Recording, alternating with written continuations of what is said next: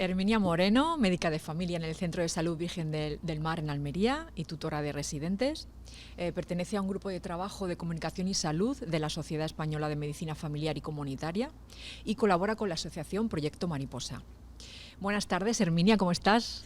Pues buenas tardes, Lola. Pues estoy contenta de estar aquí contigo. Muchas gracias por estar aquí en esta entrevista orgánica. Estamos en el Centro de Salud de La Vega de Acá, que no es tu lugar de trabajo, pero muy amablemente nos lo han cedido para poder realizar esta entrevista al aire libre. Comenzamos. Vamos a hablar de pandemia. Sí. Y de otras cosas, pero sobre todo me parece necesario hablar del tema con calma, la mayor calma posible. Desde tu lugar como médica de familia, ¿cuál es el momento en el que nos encontramos como ciudadanos y vosotros como profesionales? Bueno, pues como todo el mundo sabe, ahora mismo lo que estamos es en la sexta ola de la pandemia. Esta ola se está caracterizando porque hay muchos más contagios, ¿no? Pero es verdad que estamos teniendo menos ingresos y menos pacientes que necesitan estar ingresados en las unidades de cuidados paliativos, ¿vale?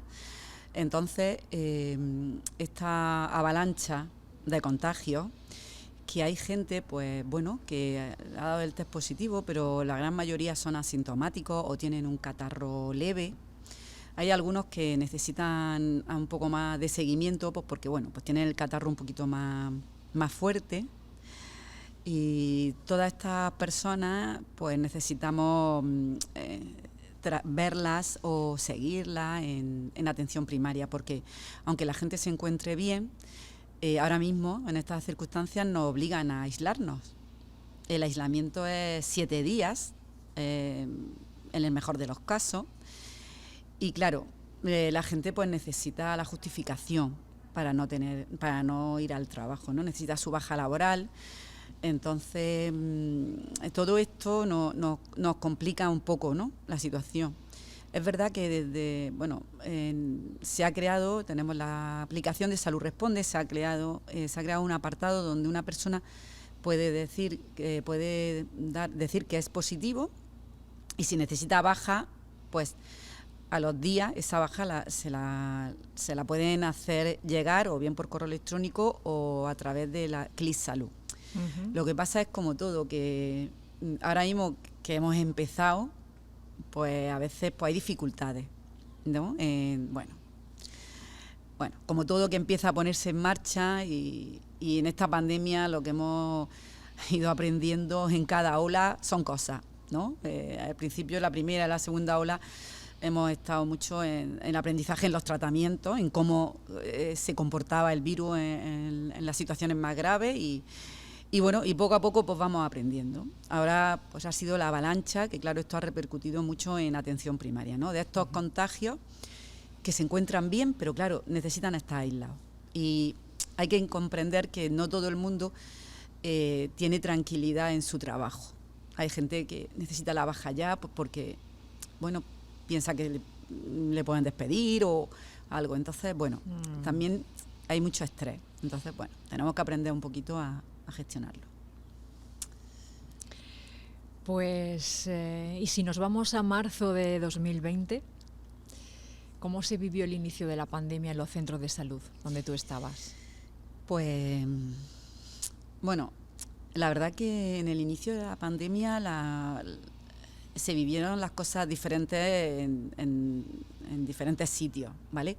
Es verdad que en Almería el hecho de estar el estado de alarma, donde nos metimos todos en casa, eso evitó mucha transmisión.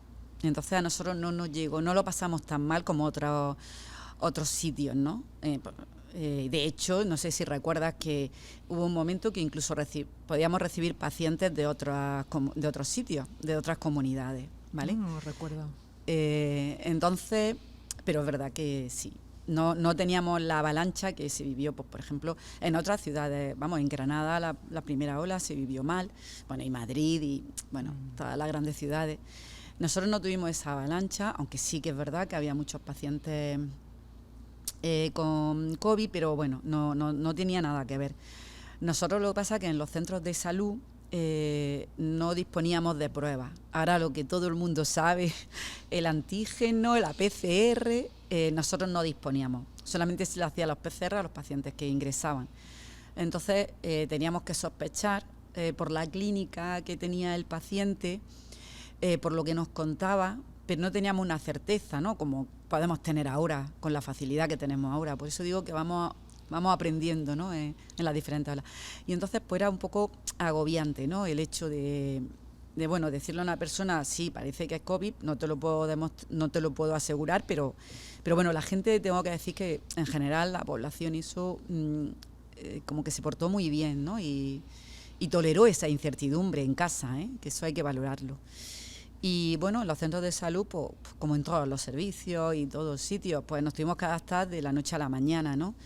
De la noche a la mañana empezamos a hacer circuitos de respiratorio, es decir, para que solamente la gente que venía con síntomas respiratorios pues se viese en una consulta, y el profesional pues nos íbamos turnando y nos poníamos el EPI, ¿no?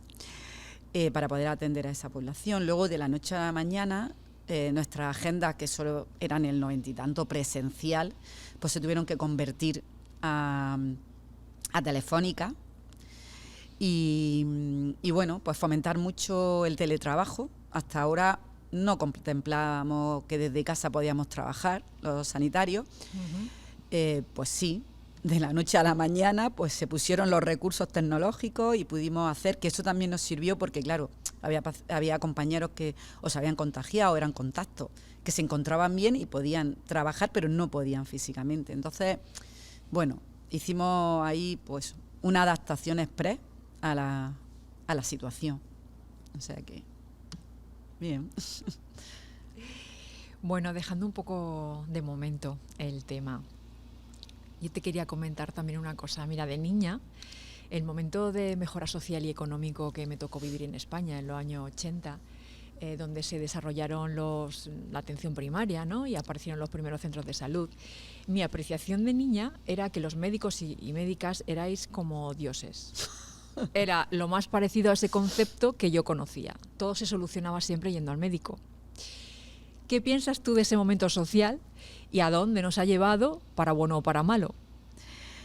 Bueno, es verdad que en esos momentos es cuando empieza a desarrollarse la atención primaria en España, empiezan a abrirse centros de salud, empiezan a desarrollarse programas de, bueno, pues para controlar, tratar pues factores de riesgo, enfermedades crónicas, ¿vale? También muy encaminados a la prevención, ¿no? Y también se pretendía una accesibilidad de la población en casi todos los pueblos, un pequeño consultorio o un centro de salud si era más grande, y es verdad que fue muy accesible a la población y eso estaba muy bien. Fue grandioso. Claro, eso estaba muy bien y bueno, yo creo que fue un avance extraordinario, ¿vale? Lo que pasa es que, como todo, cuando empezamos a usarlo mal o a abusar, pues tanto por parte de la población como por parte de los profesionales, ¿no? Se va desvirtuando un poco bueno, el fin del objetivo por los que habrían, ¿no? Y entonces, bueno, pues se ha medicalizado mucho todo, ¿no? Yo digo que se ha medicalizado a la vida cotidiana, ¿no? Se ha perdido el tema del autocuidado, se ha perdido el tema de que la demanda en salud muchas veces se podían resolver en familia, ¿no? Y ahora no, ahora se necesita agentes externos, a que alguien te diga que el niño tiene fiebre, pero lleva un día con fiebre. Antes a lo mejor eras capaz de aguantar 2 o 3 días, porque bueno, y ahora, bueno, necesitamos que alguien externo nos diga que eso, que puede aguantar y demás. Y ya te digo, ahora mismo, por ejemplo, en el tema que estamos viviendo, la gran mayoría de la gente que está contagiada de coronavirus, bueno, que tiene un test positivo, está bien, pero muchas de ellas dependen del sistema sanitario al hacer una baja, ¿vale? O sea, no necesitan atención médica porque va bien, pero necesitan eso que es burocracia, pero tampoco es burocracia, porque es un acto administrativo, pero es un acto médico, la baja laboral. Entonces, no sé, tendríamos que tener también como otras alternativas, ¿no? A veces hemos dicho de lo de la autodeclaración responsable, ¿no? De decir, bueno, yo tengo un test positivo, me encuentro bien, no necesito atención médica, pero ante mi jefe o ante mi empresa poder llevar un papel de autorresponsabilidad, ¿no? Eso haría que no nos desbordaría, ¿no? Y entonces muchas veces asumimos muchas cosas que no son propiamente de atención sanitaria en sí, ¿no? Porque no lo necesita el paciente, ¿vale? Y bueno, y la atención médica a veces también es porque hay muchos problemas a nivel social, a nivel económico, que tienen su solución fuera de la salud, pero claro, eso afecta a la salud de las personas. Entonces, bueno, pues... Se mezclan muchas cosas. Se mezcla mucho, sí. Entonces todo eso, bueno, pues ha ido saturando el sistema. Y haciéndonos muy dependientes. Efectivamente, muy dependientes de... Sí, la medicalización de la vida cotidiana. La medicalización ya no es por los fármacos, sino por la dependencia que tenemos del sistema sanitario. Las vacunas, un gran logro de la ciencia. ¿Cómo ha evolucionado la salud de la humanidad a partir de las vacunas? Bueno, las vacunas no han servido mucho. También es verdad que no han servido más que otras, ¿vale? Las vacunas no han servido para erradicar enfermedades, para disminuir la transmisión de otras. O sea que, en líneas generales, las vacunas no han hecho mucha utilidad, no han sido muy útiles a mejorar nuestra salud.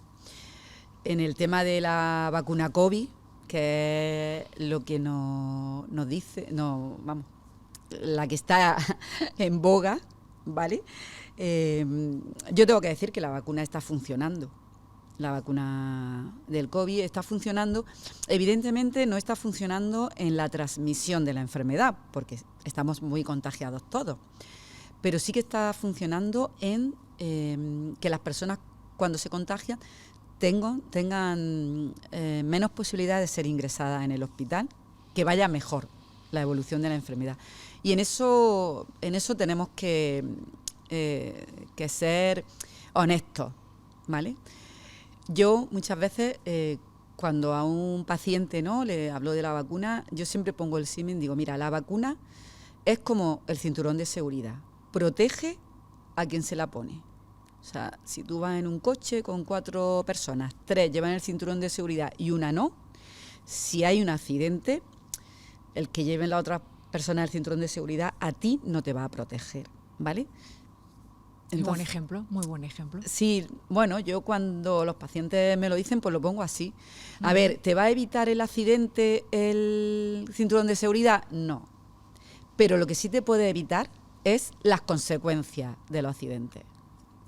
Entonces la vacuna COVID es un poco así. ¿Te va a evitar la transmisión? Pues no, porque estamos muchos vacunados. Yo de hecho estoy vacunada y como sanitaria tengo las 3 dosis y he pasado el COVID. Fue un resfriadillo de nada, la verdad que muy bien. No he evitado la transmisión, pero no sé lo que hubiera pasado si no hubiera tenido las 3 dosis puestas. Entonces hay que dar ese mensaje, que no evita la transmisión por ahora, porque es lo que... Pero sí que... hace que si te contagias tenga menos gravedad, ¿vale? Yo la verdad es que no quiero pensar ni ponerme en un escenario donde no hubiéramos tenido vacuna, ¿vale? No sé lo que hubiera pasado tampoco, pero sí, a mí me gusta dar ese mensaje de un cinturón de seguridad. ¿Por qué crees que hay tanto rechazo o miedo de una manera tan insistente en la sociedad? A la vacuna. Bueno, yo creo que aquí hay que puntualizar. Vamos.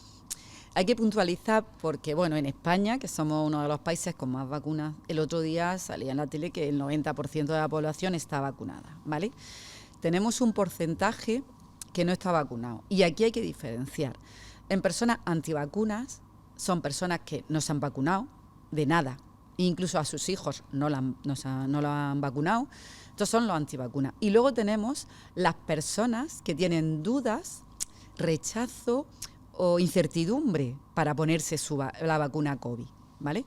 Entonces, si hablamos que hay un 10% de personas que no se han vacunado, habrá un porcentaje antivacunas de todo, pero luego habrá un porcentaje que se ha vacunado de todo, ha vacunado a sus hijos, pero por lo que sea no hemos sabido llegar para convencerlos en teoría o para que ellos estén convencidos de vacunarse. Yo creo que la estrategia con estas personas es intentar hablar. No sé, a mí en la consulta yo tengo muy pocos pacientes, no sé si ahora mismo tengo 4 o 5 que hayan contactado conmigo, que no se han vacunado, ¿no? Son muy pocos, pues hay que hablar y saber sus razones, porque las razones de la gente son diversas.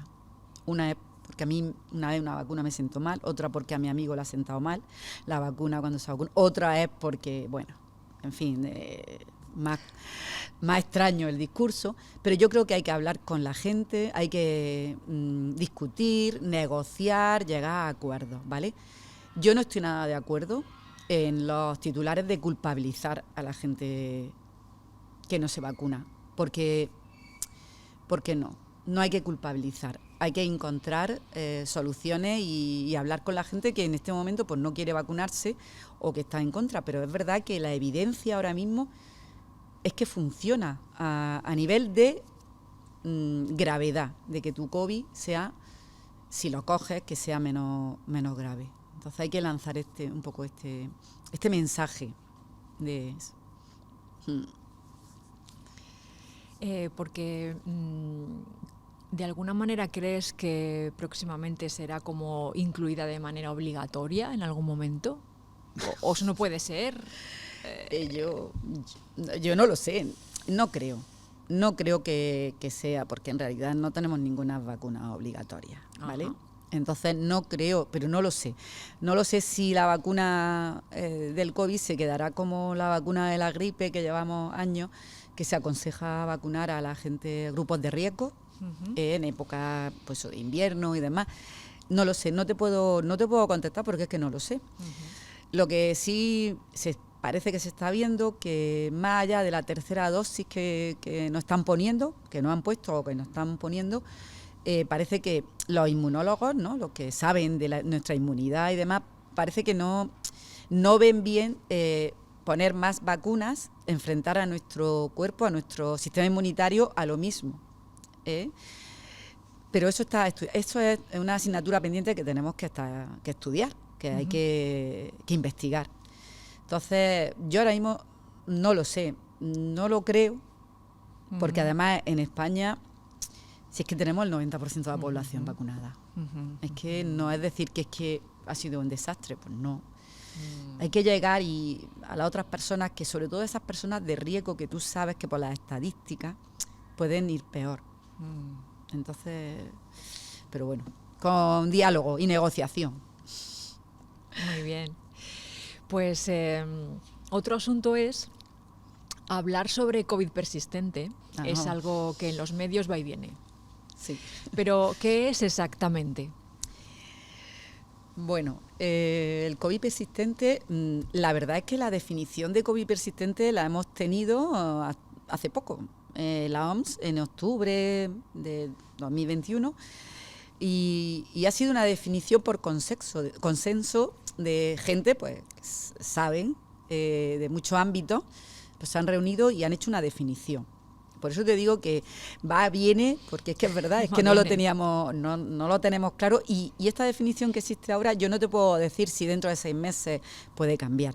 Ahora mismo hablamos de COVID persistente cuando aquella persona que ha tenido el COVID y en los 3 meses, en los 3 meses empieza a tener, persisten los síntomas que los más frecuentes pues son fatiga, síntomas respiratorios y luego pues, otra sintomatología, porque el COVID da mucha sintomatología. En esos 3 meses, por lo menos durante 2 meses, están con esos síntomas, ¿vale? Y nosotros no podemos achacar lo que esa persona nota, esos síntomas, lo podemos achacar a otra enfermedad.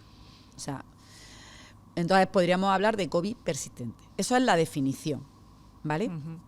Ya te digo que es de consenso.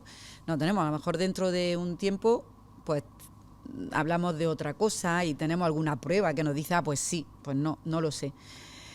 Hasta ahora esa es la definición y bueno, y parece que es más frecuente en mujeres, en edad media, las personas de edad media, y luego aquellas personas que han tenido una sintomatología inicial del COVID cuando estaban en plena infección, más florida, o sea, que han pasado el COVID peor, ¿vale?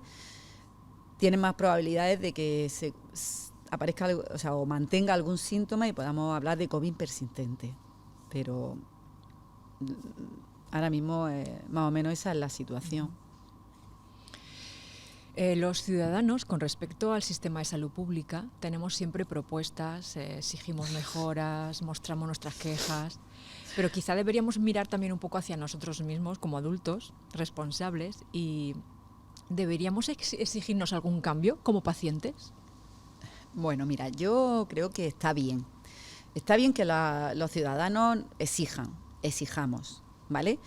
Propongamos, demos ideas, y eso está muy bien.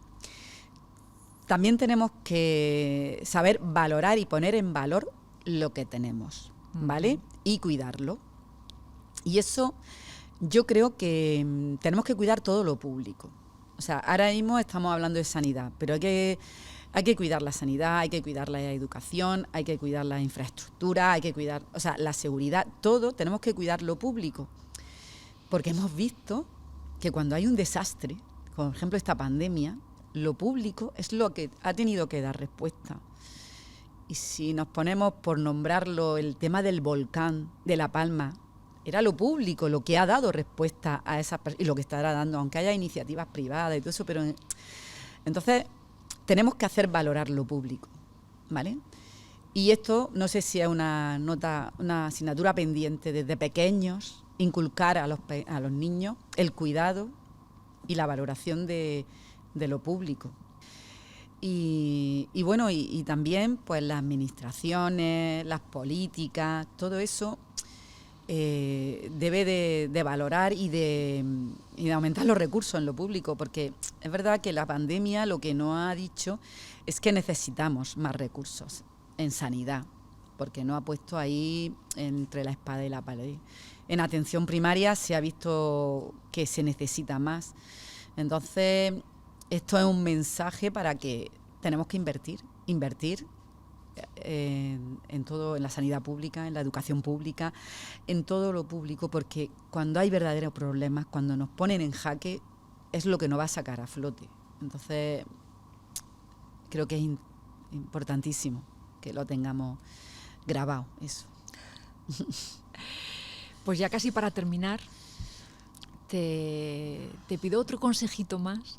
En estos 2 años hemos incluido nuevas palabras a nuestro vocabulario. Una de ellas es lorazepam. Los ansiolíticos son una ayuda puntual importante. Pero ahora, ¿cómo se dejan? Sí. Bueno, pues yo te tengo que decir que antes de la pandemia, los ansiolíticos ya eran un grupo terapéutico muy recetado por los profesionales. De hecho, nosotros en España estamos por encima, antes de la pandemia, por encima de la media europea en consumo de este tipo de medicamentos, ¿vale? Claro, estos medicamentos nosotros los prescribimos, entre otras cosas, pues para ansiedades, insomnio, ¿no? Malestares, un poco.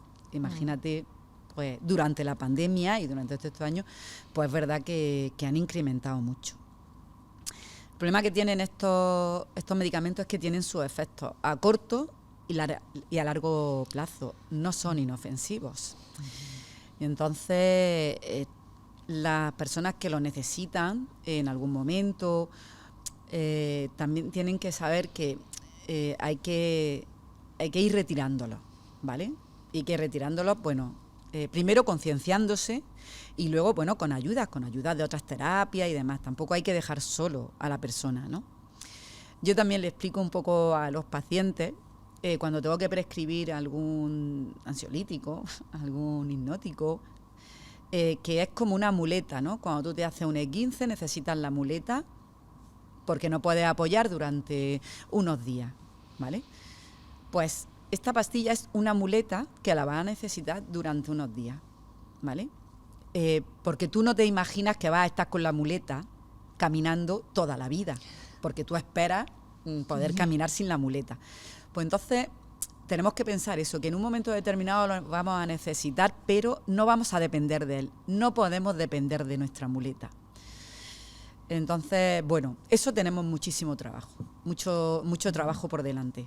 Tanto todos los profesionales, por supuesto, y la gente, ¿no? Tenemos que también aprender a soportar un poco el malestar. Es que la vida, en fin, algunas veces más fácil y otras veces más difícil, ¿no? Pero recurrir a la muleta continuamente nos hace que no cojamos fuerza en ese pie para poder avanzar y caminar. Entonces, bueno, sí que es un problema, ya te digo, y en España lo sabemos.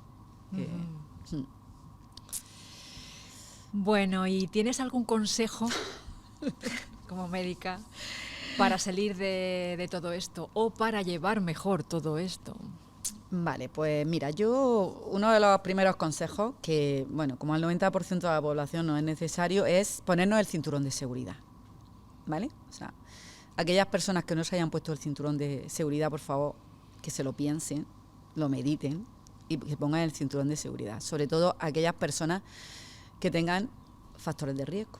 Y factores de riesgo, aparte de la edad, pues tener hipertensión, diabetes, obesidad, enfermedad respiratoria, en fin, que son muchas enfermedades que son frecuentes en la población. Y entonces yo diría cinturón de seguridad a nivel individual. Luego también tendríamos que hacer unas ventilaciones adecuadas en los centros, o sea, en la escuela, en los institutos, en la universidad, que los niños no pasen, o los adultos, ¿no? O los universitarios no pasen frío, pero que haya una buena ventilación, que se corra el aire. Eso es una medida que podemos tomar. Luego, bueno, cuidar a los que son más vulnerables, ¿no? A los mayores, intentar cuidarlos mejor, protegerlos mejor. Y luego, a ver, estamos viviendo en esta situación, serían como medidas, ¿no? Pero hay una medida fundamental, es la responsabilidad de cada uno en nuestro autocuidado. A ver, yo me tengo que cuidar mi salud, tengo que saber, la alimentación influye, el ejercicio físico. Tenemos que intentar llevar buenos estilos de vida, porque en la medida que nosotros estemos mejor, nuestra salud será mejor y podremos hacer frente a esta pandemia, a este bicho y a muchos bichos que pueden venir en el futuro. Pero esa sí es la responsabilidad individual de cada uno, que también vuelvo a decir que también tendríamos que meterla en el colegio, en la escuela, desde pequeños, los niños, para que vean la importancia de cuidarse y de llevar una vida sana y bueno, y ser felices, claro. Eso es fundamental. En fin. Muy bien. Y ya para terminar y cerramos con pandemia, ¿hay algo que quieras decir de lo ocurrido en las diferentes olas que quieras comentar para terminar? Bueno, es verdad que quiero comentar una cosa que, bueno, quiero acordarme de todos aquellos pacientes que han estado ingresados en una UCI con mucha soledad, con mucho miedo. Y también quiero acordarme mucho de esos familiares que han vivido con tanta angustia, con tanto miedo, ¿no? El tener a sus pacientes, a sus familiares ingresados, donde sobre todo en la primera y en la segunda ola, pues no han podido verse, no han podido despedirse. Y esos dramas de ver que tu padre o tu madre se va en la ambulancia y ya no vuelve. No sé, eso que a los sanitarios nos ha tocado mucho, ¿no? Porque vivir esas circunstancias pues eso, nosotros estamos acostumbrados a acompañar a nuestra familia cuando está enferma, a despedirnos de ella y esta pandemia pues no nos ha permitido, ¿no? Entonces, bueno, quiero tener un recuerdo para todas aquellas personas. Y luego, pues, animar a seguir investigando, de hacer una investigación de calidad en cuanto a a la prevención, en cuanto a los tratamientos, en cuanto al control de la transmisión. Porque ahora mismo no nos está parando la vida los hospitales, pero es verdad que está parando mucho la vida los contagios de gente que tiene que estar en su casa, aunque esté bien, pero no puede trabajar. Entonces, bueno, sobre todo investigación para poder abordar estos temas. Bueno, Herminia, tenemos que terminar. Muchísimas gracias. Como siempre, ha sido un placer. Bueno, muchas gracias. Todo lo que dices siempre es muy interesante. Bueno, muchísimas gracias a ti por plantear la entrevista y la conversación. Muchas gracias. Bueno, tenemos que dar las gracias al Centro de Salud de la Vega de Acá, que nos ha permitido estar en este patio. Y bueno, pues hasta la próxima. Gracias. Nada, hasta pronto.